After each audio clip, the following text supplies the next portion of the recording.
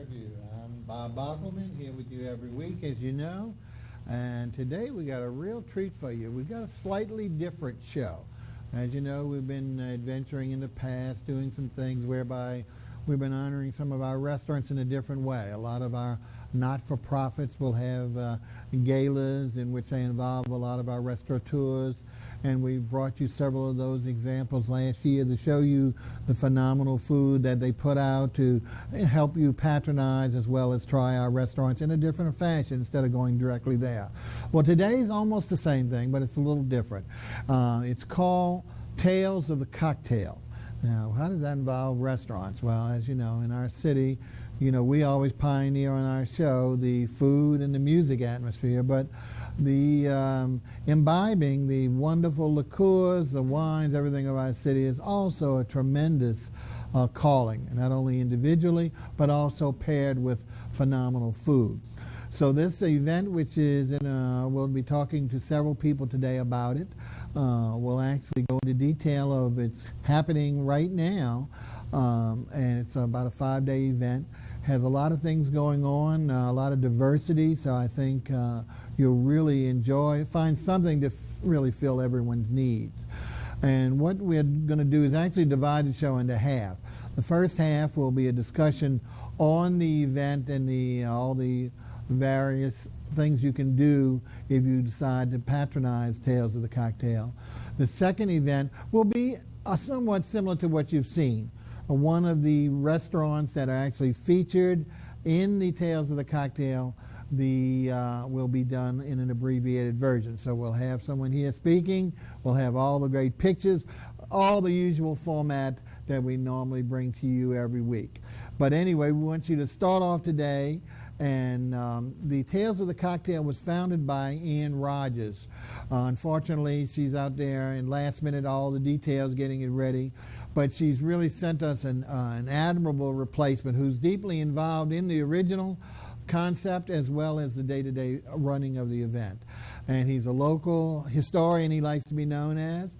His name is Joe GENDUSA. Joe, welcome to the show. Well, thank you. Glad to be here. Great. We really appreciate you coming. We were scheduled to do a smaller part, but since Ann had so much commitments, he's going to go ahead and carry the whole ball for us.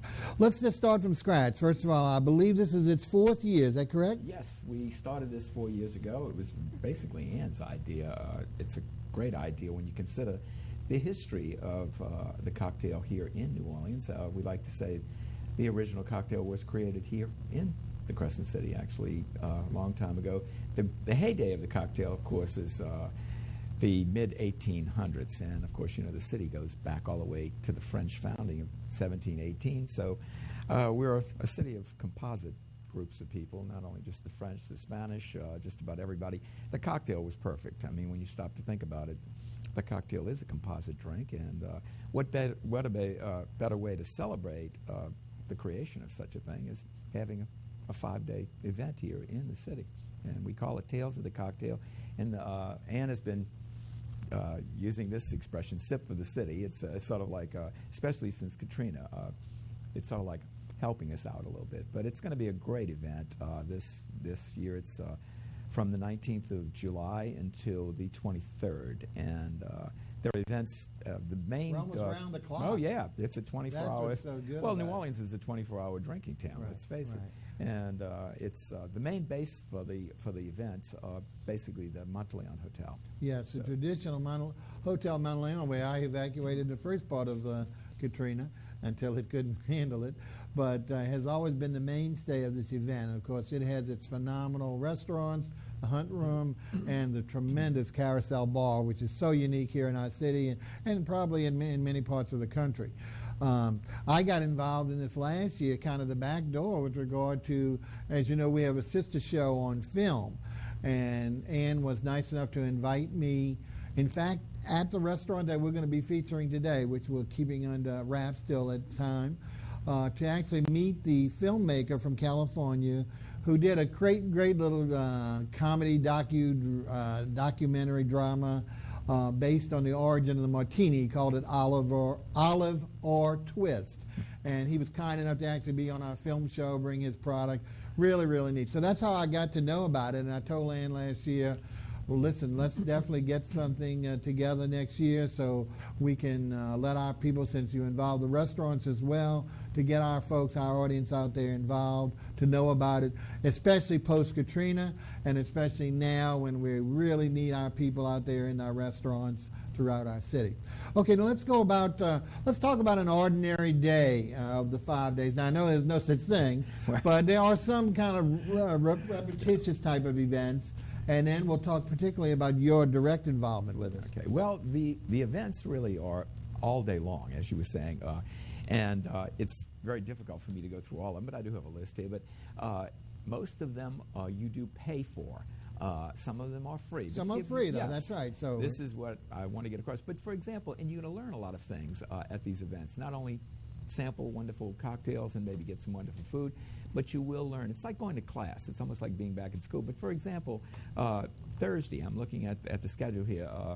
On July the 20th, you have Get the Hot Dish, presented by the Food and Wine magazine. Hot Dish, that's the name of it. Tell us about what exactly is the Hot Dish. It's a seminar that's going to be presented by, as I said earlier, by Food and Wine magazine, for example, and they're going to talk about current trends in flavors and how flavors evolve in importing, creating flavors with whiskeys and with spirits and things like that. So some of this is really like a cocktail continuing education. Yes, very much so. I don't know if anybody gets any credit for this, no. But at the same time, it also is strictly informative. Like many of us go to bars and we don't even we hear a name of a drink we maybe have never even tried.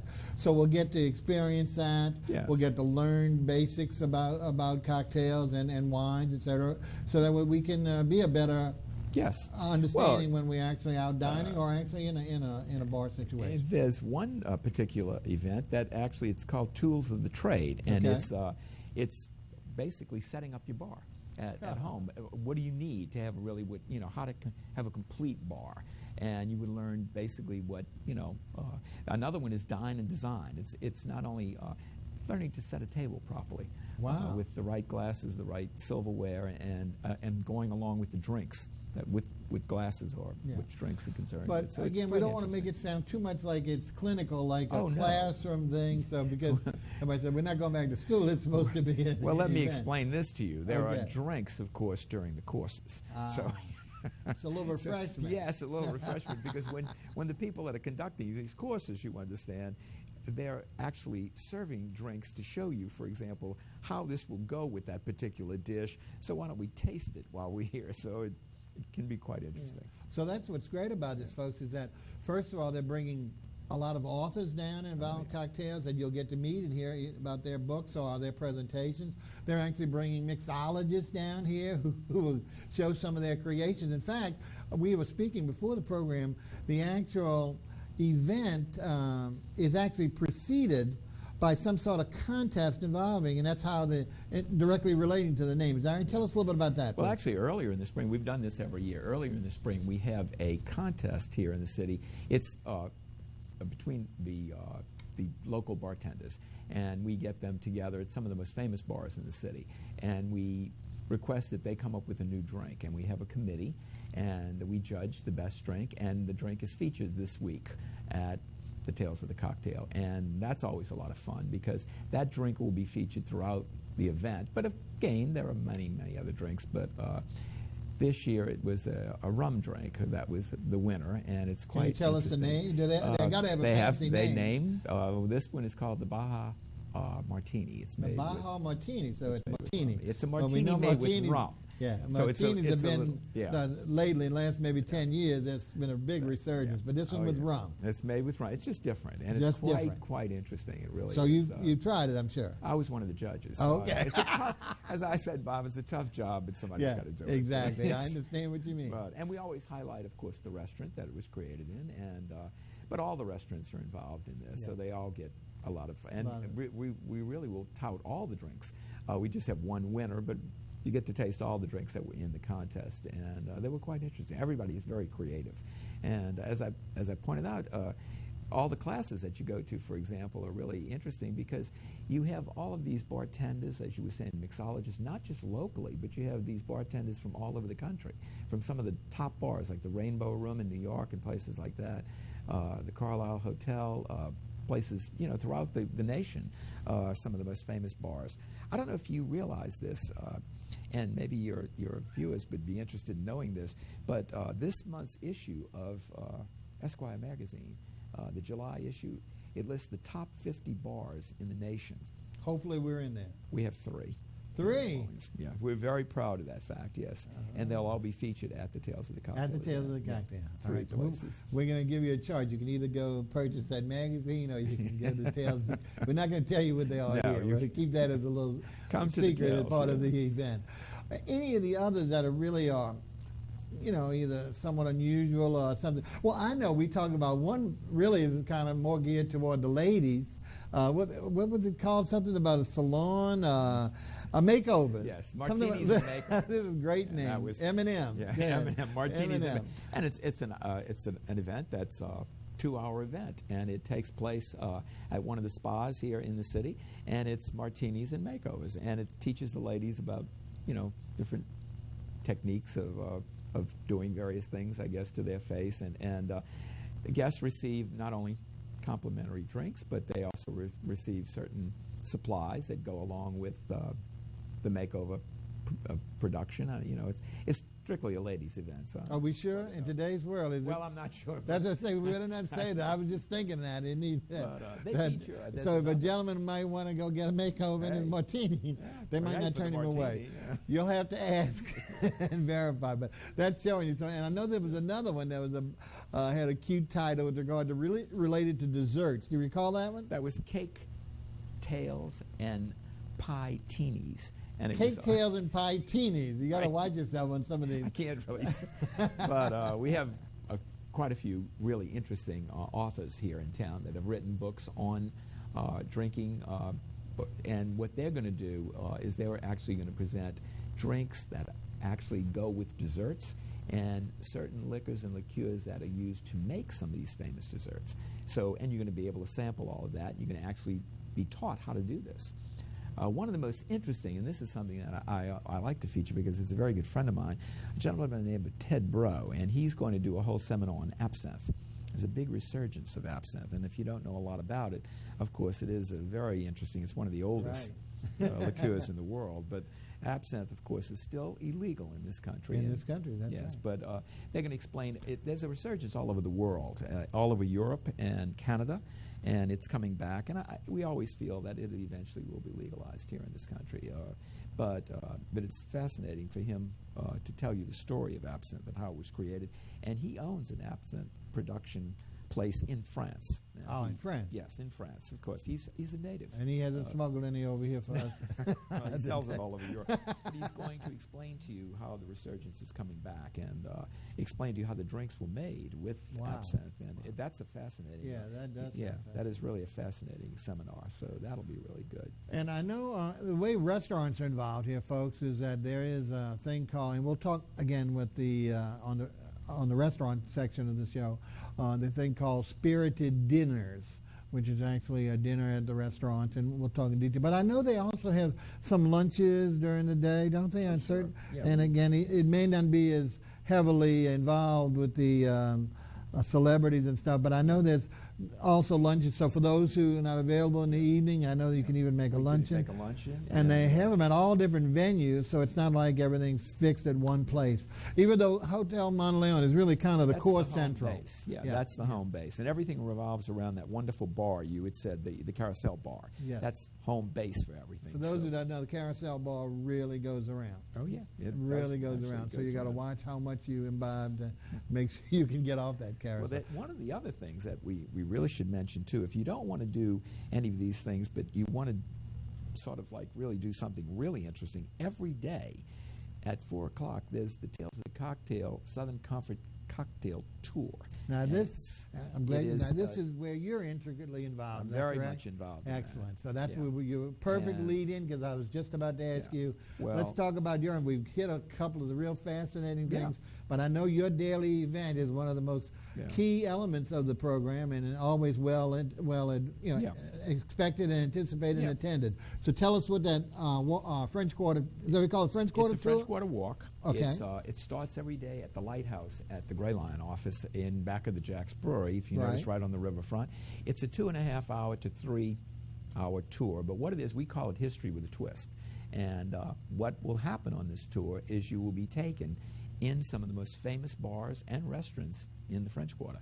And you're going to be given the history of all these places and what drinks have been made famous in these places. And you can sample the drinks. I say, will there be, because in our hot weather right now, Well, you know, 2.5-hour walk could take some of the best of us down. So there is some refreshments at some of these places. We stop along Excellent. the way. Excellent. Yeah, we do sit for a moment. We can't stay too long because of the to get to all the places, but at least there's something to cool them off in between the hot joints. And there are drinks that we feel, you know, besides the most obvious ones like the Hurricane and places like that. But again, it's fascinating too, because most people don't really know the history of the places. Some of the most famous restaurants, we actually go into the dining rooms and we explain who's eaten here. We show them all the famous faces on the wall, like some of the most famous places, and we take them into some of the places with beautiful patios and courtyards, and it's history with a twist. This is what we always like to say, lemon or lime. So this is up to you. At the last stop, of course, most people are just about finished for the day. We always recommend then dinner someplace, and we can give you wonderful recommendations to some of the best restaurants in the city. So well, that's do you a end big up hit. too far from the hotel? Because, or do you make almost like a complete we circle? make a complete circle pretty much, and of course some people stay, or I'll mention places along the way, and they'll want to know when they're in there, can we make a reservation for later this evening? Perfect. So it's perfect. They make a reservation, and then I point them in the right direction, or sort of steer them in the right direction at the end of the tour. And but they love it because, and that tour happens to be offered not just during this event. That tour is offered every day. Oh, yeah, okay. by the Gray Line Company. But this week it's very hot because, of course, with the Tales of the Cocktail, you're going to meet in some of the restaurants some of the most famous bartenders that are in town right now. As I was saying, the bartenders are from all over the country, from some of the biggest, most famous hotel bars and restaurant bars from Las Vegas, from Los Angeles, New York. And it's an event that is attracting a lot of attention all over the country. And so it's hot. And a lot of people ask this question, why is it here in New Orleans? Yeah. And because, again, this is really, in a sense, to many people, the birthplace of the cocktail, and I said that earlier. The cocktail is really, there's lots of stories as to how, and that's part of my tour, so I won't give that away. But New Orleans, you got to remember, way back in the early days, it was considered one of the most civilized, genteel places in the country. People sat at coffee houses. They were the bars in those days, and it was where the cocktail really was created, because cocktails are a very genteel way of drinking. At least that's the way it started out. And cocktails are basically composite drinks. That was something new, where you put things together and instead of drinking something straight. And the original cocktail is the Sazerac. It was created. Good. It was created right here. I was hoping you'd say that, because it's one of your favorite drinks. I could tell, Bob. Used to be. Used to be. Yeah. Yeah, well, let me ask you, what would you say among, and I know you don't have a fixed number, but during that 2 hours, about how many places would you say you actually encompass? Depends upon how fast we can walk, but no less than I will tell you, 2.5 hours, I can get you through six different bars at least. There are maybe, I don't know if you are aware of this, but here in Orleans Parish, and a lot of people don't know. I bet this is going to be a staggering number. There are more than 3,000 bars, but we don't go to all of them, obviously. Well, I have to admit this, because some cocktails are served in some of our, maybe, I hate to say the word, seedy places. I don't imagine that you're stopping in any of those. Is that right? No, we take you to really historic places, and many of the places that we take you to, a lot of locals take this tour because they're fascinated. They've never been. They've heard of these famous restaurants or famous bars, and they've never been in the bar because they, maybe it's to them a little too dressy. We're going to take you in, and you're going to actually see this fabulous bar. Some of the bars themselves, the furnishings, the walls, the mirrors are just works of art. And do you vary it? Like if someone wanted to do another, not just for the alcohol, but because there's so many places, do you actually have a rotating number of places, or always pretty much the same? I vary it. I've had people take this tour 3 or 4 times with me, and never see the same place. Sometimes they do. They'll ask to go to a particular place again. But there are more than 20 places, actually at about 25 bars that we can go in that know us, that know who we are when we walk in. They welcome us. They want, they know it's the cocktail tour, and they want us to come in. They want us to sit for a moment. They don't mind me taking them in the back, maybe into the courtyard, or even sometime into the kitchen to see what's going on. So that makes it fascinating. So especially if people tell me that they've been on the tour before, then I kind of smile, and so I say, okay, we're going to try and take you to someplace else. Over the years, I know it's only been 4, but I know you do this more than just Tales of the Cocktail. Can you tell us maybe something that would really be either an unusual story or something really fascinating that might just pique everyone's interest here? Well, every once in a while we do get famous people on the tour, sometimes celebrities that we've had several celebrities on the tour over the years that at first we don't, they don't really tell us. When you don't always recognize somebody. Exactly. And when you realize and you think, oh, okay, so that's who you are. And we've had that where, of course, the bartenders are so speechless they can't even make the drink. So you never know sometimes what you're going to get in something like that. But then we've had some wonderful groups of people. I had a group of bachelors from Philadelphia. It was a bachelor party, and they took the tour. That's a real Well, we do get that a lot. I've had bachelorette groups, 12 girls that took the tour, and we can make it a private group if that's what you want. We can put it together just for you, and they can be a lot of fun. I think one of the nicest groups of people I've ever had were firemen from 9/11. And, really? Yes. Can you talk about that a little bit? Because, I mean, that piques everyone. It was part of a package that the city had put together to thank these people, and they loved it. And of course, wherever they went, everyone had to buy them a drink, and they were wearing their 9/11. But New York actually put this together for them, or we New put Orleans. it? New Orleans. Oh, It was we a did. thank you for what they did. They Well, flew sure. them down here, and it was a great group of men, and they loved it. They had a great time because many of these men had never been here before, and they just were so thankful, and they were so appreciative of the thank yous that they were getting in all the bars. So that was a wonderful tour for me to do. I felt really good about it by the end. So, but yeah, you never know, and again, you never know. And some people, this is going to surprise you, Bob, some people take the tour, but they don't drink. That's fine. It's not required because they love the history. They love to go in the places. They love to see all the famous silverware, the china, the like I said, the kitchens, some of the most famous dining rooms where presidents have eaten, and at some of the famous restaurants, and they like to see that. And I'm glad you clarified that because you don't have to drink. Yes, and it's not just geared to the bar. As I mentioned, many of the famous restaurants, and all of them have not only history, but they have these phenomenal, like the Antoines with regard to the Mardi Gras, different Mardi Gras rooms, that wonderful wine cave. There's so much stuff going on that just the ability to be in that presence is enough to certainly make it worthwhile. The alcohol is just an adjunct to make it a little bit more entertaining. But I'm glad you put it out because I think there would be certainly some people who might be a little reticent. Well, I'm not going to go if they're going to pressure me to something like to drink or something like that. No, that is not required. I've had many people you have to be 21 to take the tour, obviously, because we are going in bars. Because you're going into bars. Well, yeah, because we can't have children come along, but you don't have to drink. And like I said, I've had couples. Sometimes the wife will have a drink and the husband doesn't drink for whatever. That's not required. Nobody gets upset about that. We also have people that by the end of this tour, everyone's best friends, which is really kind of fun. People will try a drink and sometimes share it.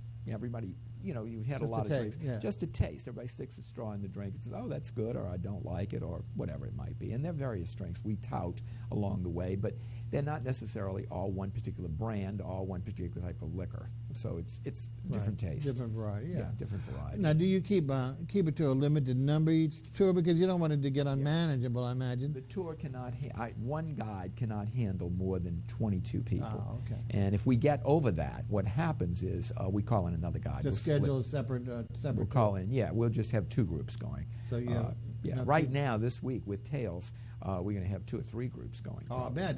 That was my concern. Oh, yeah. I mean, we have if you're part of a group of 100, no one's going to enjoy it. Oh, no, we couldn't walk in a bar with 100 people. I mean, that would be kind of ridiculous. But we break it up into smaller, more manageable groups that way.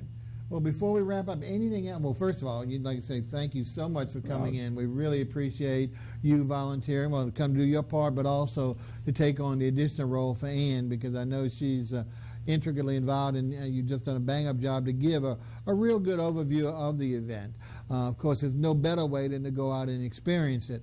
Now, for people who are interested, I know there's a website. Is it talesofthecocktail.com? And that's all one word, of course. Tales, T-A-L-E-S, not T-A-I-L. Right. Talesofthecocktail.com. That's going to give you all the events, locations, by day, schedule, and how to participate.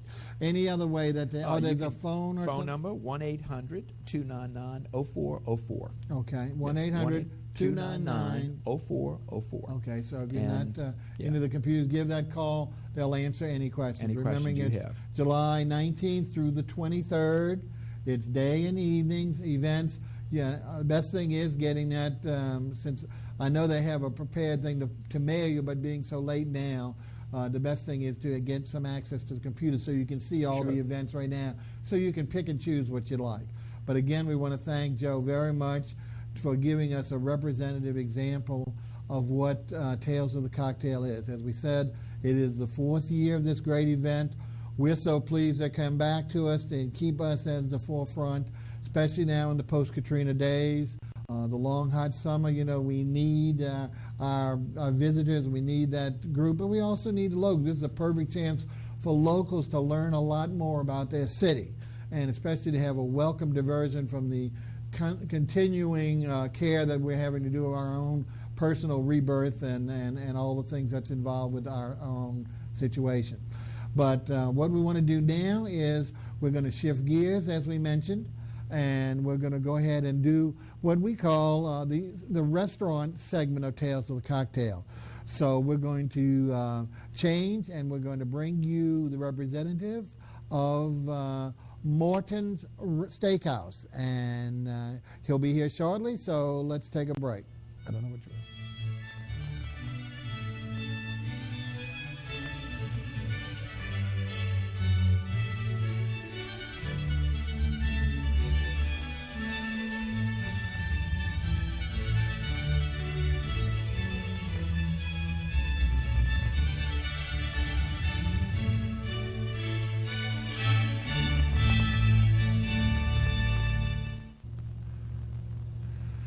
Well, we welcome you back to now the restaurant review portion of Restaurant Review, Tales of the Cocktail. We had a delightful first half with Joe GENDUSA giving us a whole list of events that you can participate in that are going on as we speak.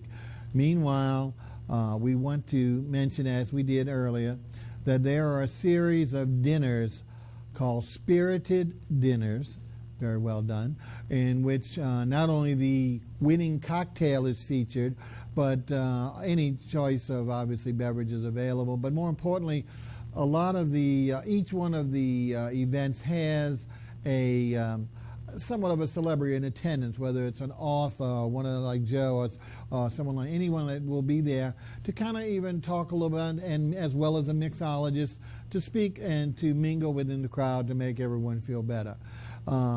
Morton's Steakhouse, who we have today, is one of the 17 spirited dinners. Right before we get into our picks and the stuff on the meals, we will, or maybe at the end we'll go ahead and list the 16 other restaurants. But that's how well it's grown in 4 years, that they now have 17 participating restaurants with these spirited dinners. So let's go ahead and meet our representative. Now, our chef is not with us today, but we're pleased to have the maitre d' and general manager, VEDRAN Komazets, and welcome to the show, VEDRAN. Thank you, Bob. It's good to be here. Tell our folks why, and I know you're an able replacement, but I know they're usually seeing that chef sitting in that chair. Can you tell us just a brief reason why you're substituting for him? Well, my chef is Donald Mutin, and unfortunately he had a death in the family, so I am taking his seat but not his place.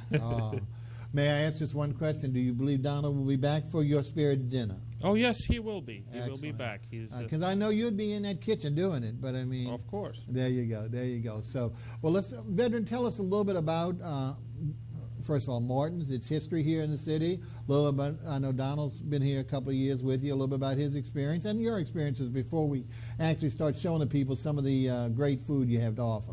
Well, we've been in New Orleans since 2000. We have been here in the 80s where the Landry's restaurant is right now. An older location on Decatur, location. that's right. And we have moved into the new location. Everybody knows where the Canal Place is. Fabulous, situated in Canal Place, right. On the second floor, we do have the entrance to the left, and you can take an elevator to a second floor, or you can come in through the garage, and you can just hit the second floor button and be right there. Right there. Okay. Now tell us a little bit about, like I say, y'all been here, and about your chef. He's been here how long with y'all? Donald's been with us for the last 2 years. He's a local from New Orleans. Great. We love our locals. I love him too. He worked. He's a CIA chef certified. He went to school in New York, and he also traveled around the world. He went to China, went to Europe. He's got experience.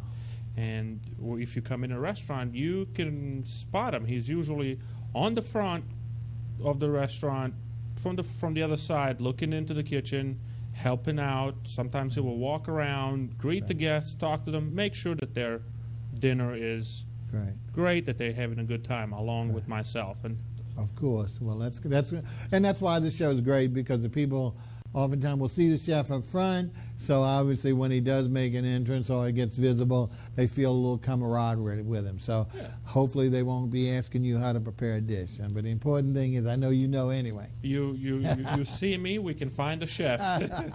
There we go. And I'll be more than happy to introduce. Now let's talk a little bit about. Well, we're going to take a look at. We have, as usual, we always show a couple of interior shots, a few shots of the restaurant, magnificent place. Talk a little bit about. This is your major diner, one of the private dining rooms. You've got it really beautifully set up. Let's talk about size and hours of operation and stuff like that.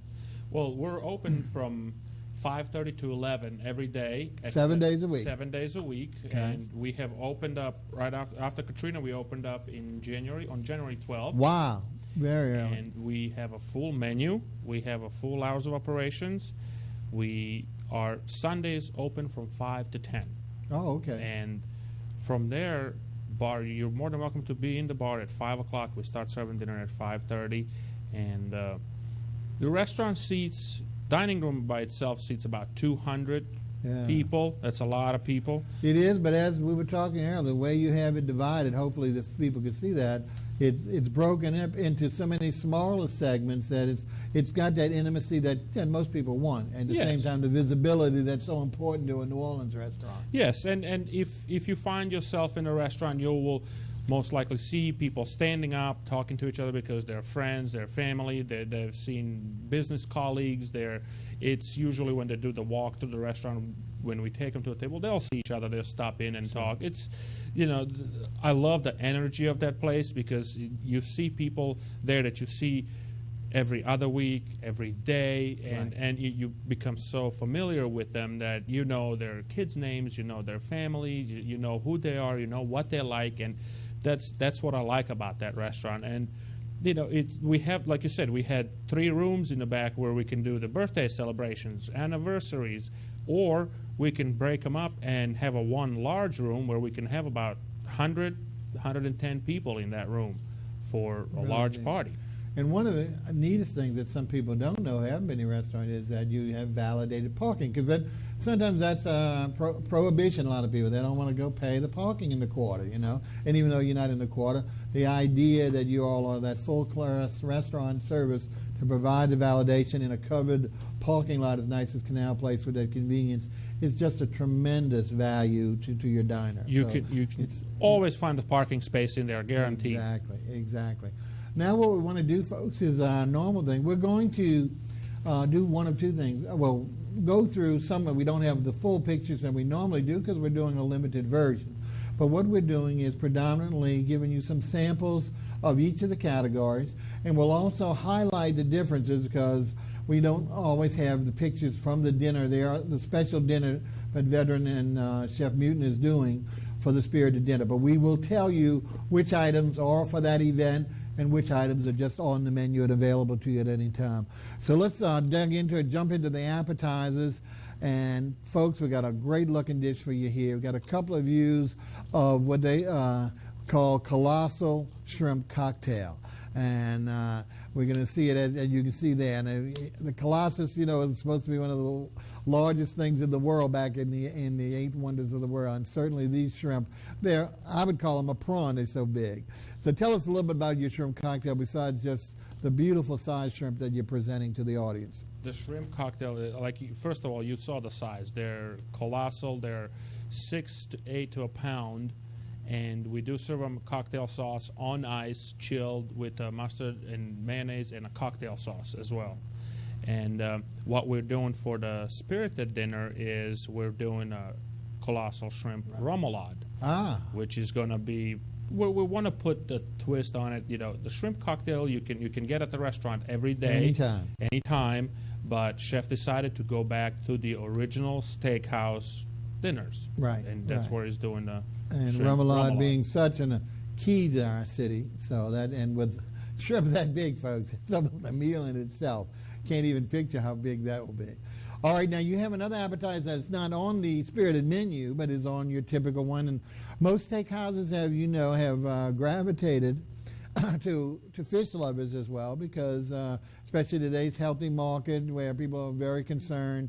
And of course the seared tuna. Or tuna tartare, the true Japanese term for tuna, is a beautiful presentation. Let's take a look and tell us about that. This is a tuna tartare appetizer. As you can see, it's got 3 layers. Tuna is on top with the sesame seeds. You also have the avocado in the middle and Roma tomatoes on the bottom. And it's served with Japanese cucumber and tomatoes. And it's got teriyaki sauce on top of it. And it's one of my favorites. Oh, yeah. It's one of my favorites. I would usually go for it. I'm a sushi-holic, so definitely that's really. The only thing, folks, that wasn't one of our photos. That's Morton's photos. I'm surprised the way they pictured that, because I would have headed the other way. You see, there's a big, beautiful M for Morton's there, and they've got it upside down. I don't understand that. So don't blame me for those photos. I would have showed it to you the right way. Anyway, enough about that. Again, before we go into the next thing, we do want to say that we're so grateful for Morton's to come back so strong and so early to us. As you know, there's been a resurgence in steakhouses prior to pre-Katrina. All of a sudden, for years we had 1 or 2 or 3 at the most. All of a sudden, wherever you look, the fine steakhouses were coming back to us. Unfortunately, a lot of those fine, some of the extremely well-known, as you know, our local representative, have not come back to us. So for a great institution like Morton's of Chicago to honor us and to recognize the value of our city is really a tribute that we owe to them, to reciprocate by patronizing, because you definitely are going to find the finest of beef here. So we're real pleased that they're involved with Tales of the Cocktail, and we're real pleased that we could bring them on the show. As you know, we normally are focused on new restaurants, but when things like this, that we can bring on something and pay tribute to such a fine establishment, we're really pleased. So I wanted to get that in before we got too involved. Now let's take a look at salads. Now again, we've got this salad was just fantastic. I like anchovies, and so this is not for the faint heart. Let's take a look. This is your house salad, is that right? This is the Morton's. This is a Morton's salad. It is prepared with blue cheese dressing, and it has, like you can see on top, you have anchovies. You also have crumbled eggs. And it's served with blue cheese dressing. It's a homemade dressing. We do it at home. Chef makes it in the restaurant. Fantastic. And it's a great salad. It's iceberg romaine lettuce, but for the steak dinner, for the spirited dinner, you're going back to the traditional pristine. Correct. Wedge of lettuce. Wedge of lettuce, which is going to be with bacon, eggs on top, and it is just served with Morton's blue cheese dressing, which our chef will make that night for that evening. To me, that's always the best. Now, this was a great salad yesterday, there's no doubt about it, but the true, that's the clean wedge of iceberg lettuce, and just tremendous with a steak. All right, now let's look at some of the meat dish, because this is the key, the pièce de résistance. Let's take a look at two of their steak cuts. The first is the one that you're going to be serving, I understand, at the Spirited Dinner, your filet mignon. Is that correct? Filet mignon. It is going to be served with a pave sauce, which is a 5 peppercorn sauce. Wow. And it is a cognac-based sauce. And as right there, as you can see it on the photo, this is a 14-ounce cut. It's a double-cut filet mignon. It has 14 ounces. So this entire piece is something you'd be getting. This is an entire piece. A lot of people, from the very name petite or filet mignon, they're thinking about the petite size, the small size. This is almost a roast. Look at the size of this. This is tremendous. This is a great one of the leanest, tenderest cuts of meat. You can cut it with a fork. You don't even need a knife for this one. So if you're a filet lover, which most of us are, this is going to be the best treat you've had in quite a long time. I've never seen one that large and that tender and delicious. Now, what we also want to show is, even though this is not on the dinner, but on the menu, and we'll talk about some of the other steaks you do, is I believe your New York strip. I think we took a picture of that yesterday, or a couple of pictures. Tell us about that, if I'm right on that. That's a New York strip. It's a top 2% of the USDA prime beef. This is what we serve at our restaurant, and this is a great cut. It's got 20 ounces of the meat. It is got a perfect marbleization. Again, my favorite. And it is served with just a little bit of watercress and a natural sauce that it comes with the steak. I think we got another angle here. Look at that. The first one was beautiful, the presentation, but this is really letting you take a look at that beef. I mean, that is a magnificent piece of cut and just beautifully done. So I tell you, whatever your choice is. But let's talk about now. Again, folks, Spirited Dinner, you'll be looking at the filet mignon, which is a world beater, as you can see the size. But for those who like strip, or for any other time you're going, let's talk about the other cuts you have, though. I know you go through the whole gamut of steak. We have, on the weekends, we serve the prime rib, which is a 3-hour slow-roasted prime cut, and it is served with a whipped horseradish. It is quite appetizing. It's 22 to 26 ounces. Wow. That's on the weekend? Yeah, it's on the weekend. Does that include Friday? Friday and Saturday. Friday and Saturday, not Sunday. Friday and Saturday, not Sunday. Okay. But if you're in on Sunday, we do have our bone-in, which is a bone-in ribeye, and it is served same size, 22 to 24 ounces. It is served with a little bit of natural sauce, and it's a great piece of meat. It gives the bone on the bone-in gives it a lot of flavor to the steak, and I love it. I'm usually debating between the prime rib or a bone-in. And if you're in for the smaller cuts, we do have a petite filet. Yes, because ladies or people who are on diets or whatever are just cutting back to avoid their waistline. Yes. You do have a petite filet. We do have. So they don't have to eat that monster we just saw. Absolutely not. You can have the smaller, what we call a single cut filet, and we do have also for the fish lovers, we do have a salmon that we can prepare for you, and we also have shrimp that you see in the colossal shrimp, but they can prepare baked in the oven, slightly dusted, served with a white wine butter sauce. Mm-hmm. And we can also do have live Maine lobster.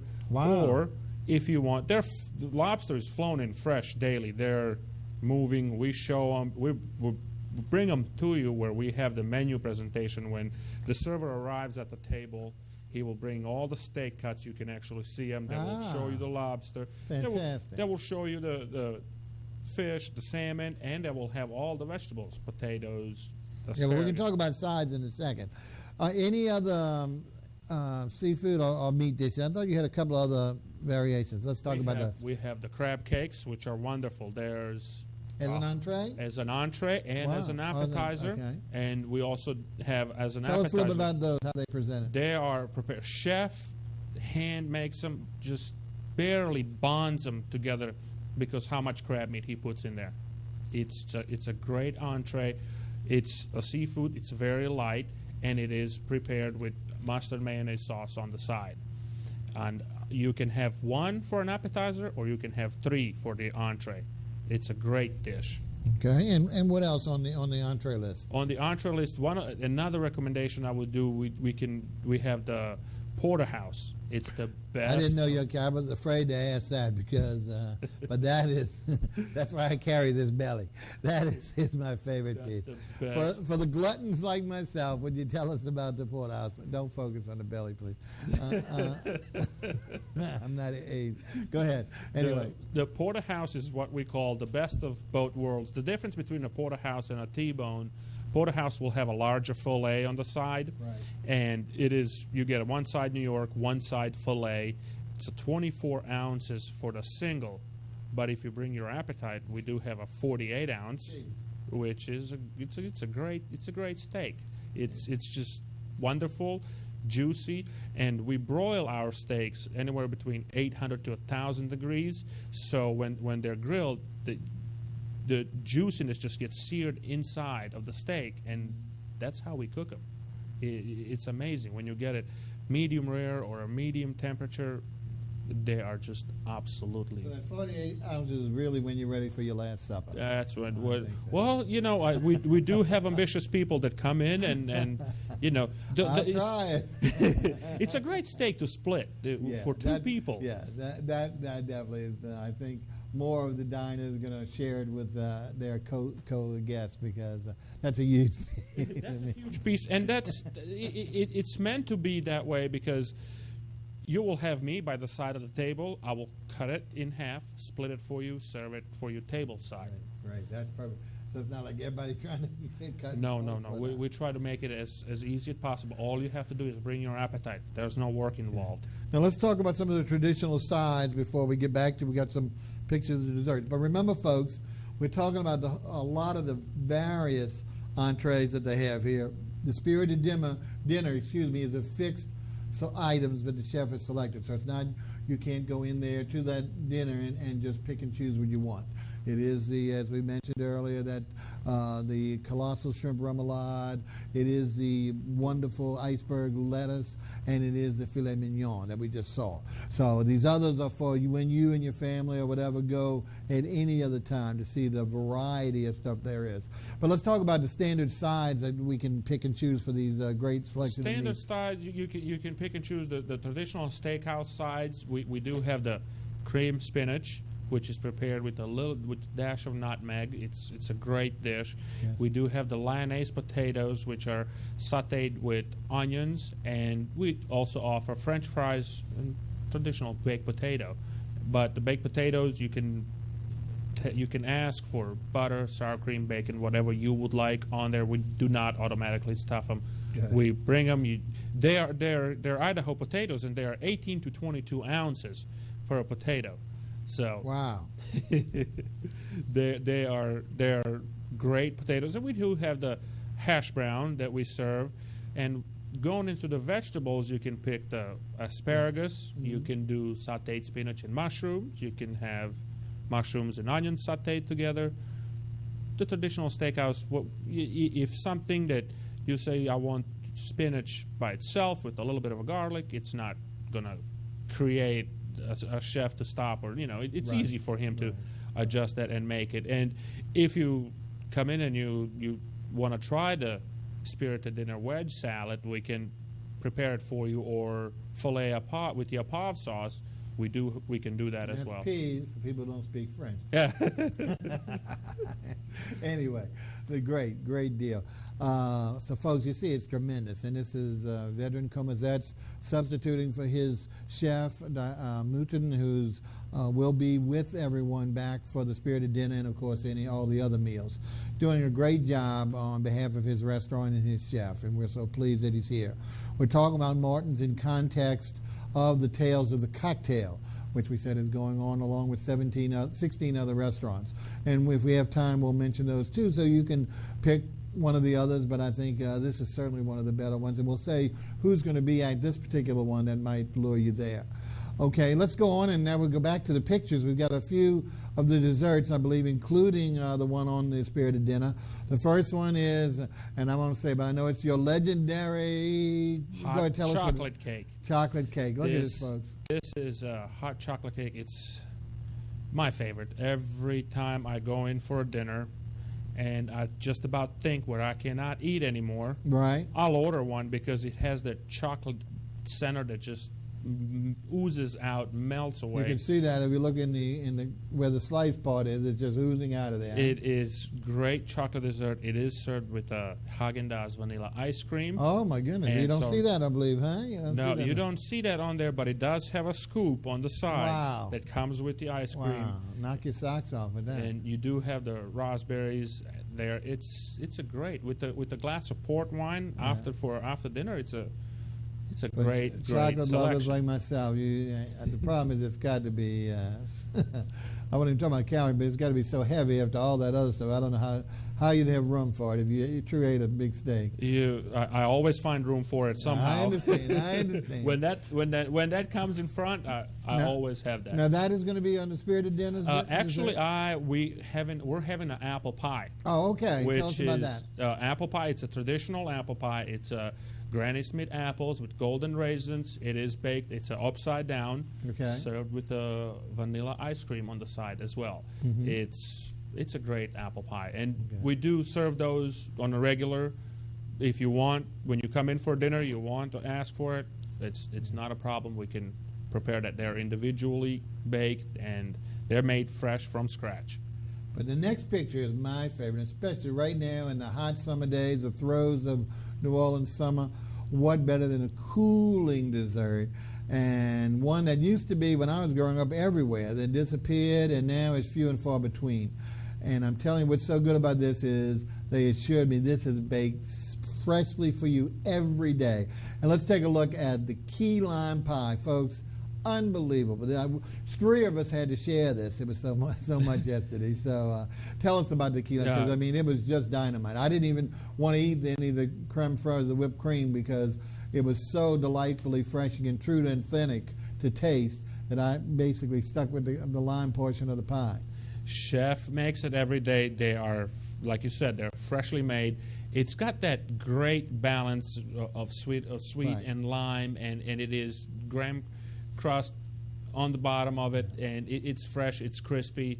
It is one of the, like you were talking about, summertime, it is our most popular dessert that would go out and people will ask for it all the time. Yeah. And they would make a comment, because usually you hear about the Florida limes, but I hear the comments about it that, hey, you know what, it's got a great balance, and it's... Exactly, and that's what's unfortunate about so many of our desserts. Americans have such a sweet tooth that too many of the original desserts are being bent toward over-sweetened, and especially in a key lime pie. I mean, the cream is certainly, if you want the sweetness, one scoop of that. But the key lime part should not be sweet, and you see more and more of these restaurants. The key lime is as sweet as the don't even need the whipped topping, and that's really shouldn't be where it should have that, not bitterness, but that tartness that is, and then the ice cold, and then reflected with balance with the sweetness of the cream. So this is really perfection, folks. It is one of my favorite, and it's been the best one I've had in a long time locally here. So we're really pleased that you all are featuring, and especially, like I said, right now during the hot summer, you couldn't find a better cooling dessert after, especially a heavy meal, if you can eat some of that steak, etc. Any other desserts that you do that before we talk about some other things? We do have our chocolate velvet cake that we make at home as well. Oh, another chocolate cake. Wow. Another chocolate cake, but this one is the New Orleans style. It's made with a little bit of a, from the bar. It's got dark Myers rum, cherry brandy involved. It is a mousse type chocolate cake. Okay. So. Sounds great. Sounds great. We're running a little bit short of time, so let's go ahead and talk a little bit more about, well, first of all, about your wines and your beverages, and bring it back to the tales of the cocktail. I know you have, tell us what your philosophy or what you try and aim for in the wine selection here at Mortons. In the wine selection, we have the selection all over the world.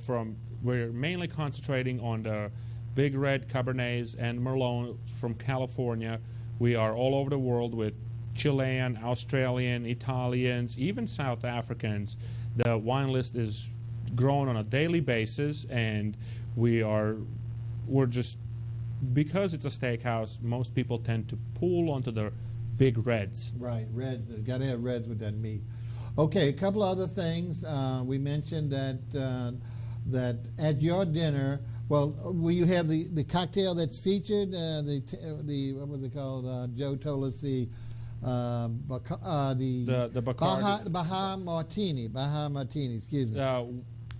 We are featuring our own Okay. Tales of the Cocktail, which is also a martini. All It right. is made with pomegranate juice. Oh, folks, I don't know if you know the health nuts. Pomegranate juice is the big thing in health things. So if you've seen it, if you're going to drink a cocktail, pomegranate juice is what's supposed to be the best thing for you. So there you go. So it's a pomegranate martini. Correct. Excellent. Real quickly, the celebrities, I think you have Poppy Z. Bright, who's featured in that Correct. paper. She's going to kind of champion your dinner, and also an author, I believe, right? We have, yes, Or she's- mixologist. She's the author. I'm She's sorry. the author, and we have David Woodrich, who has he has written a few books on the bartending and on the cocktails already. Okay. They're going to be joining us for that dinner. Great. And speaking of books, folks, if you've been looking here on our table, we're going to get a close-up for you. This is the Morton Steakhouse Bible, or Steak Bible. Tremendous book with regard to the basics of how to cook steak, and mix up. Tell us quickly about it and where people can find it for. The book, we're giving away our recipes. You can find a key lime recipe in there if There you you're go. looking for it. And you can find it at any bookstore, any large bookstores. Okay. I would definitely recommend to go to our website. Yeah, what's which that is, for everybody? I'm sure it's easy. Mortons.com. Mortons.com. And you can find a gift shop on there that you can buy the book, and you can get gift certificates. You can also Right. make reservations. Or if you want, just come by the restaurant, and we'll be more than happy. And real quick, special events besides the Tales of the Cocktail. I know you've got two that y'all annually participate in. If you can mention those real quickly, because we're just about ready to go. We have the American Cancer Society that's going to be happening next month on August 12th, and we also have Deuce McAllister Catch 22 Foundation, which is going to be a fundraiser for him in September. September, folks. Great. We want to thank VEDRAN KAMCASY, who has done a wonderful job representing Morton Steakhouse, one of the 17. I'm sorry we didn't get a chance to list them all, but we are running out of time. But certainly try Morton's at any occasion. If you can't do it now, then you can certainly go any time of the year. As we mentioned, he's open 7 days a week for you, only for dinner. We've got validated parking right on the second floor of the Canal place. So he's right there for. Please give him a try. Meet his chef. Try some of the great steaks and dishes we had for you. We want to tell you we'll be back next week. Got a great Italian restaurant. In fact, we have a restaurant that pre-Katrina was a steakhouse and has become from a steakhouse to an Italian ristorante because the chef is Italian and he's gotten a chance to convince his owner to broaden the base. We love it. We're glad to have it. It's going to be Chef Chris Rossini of Mr. John's Ristorante on the Avenue. So until next week, this is Bob Bockelman saying see you on Restaurant Review.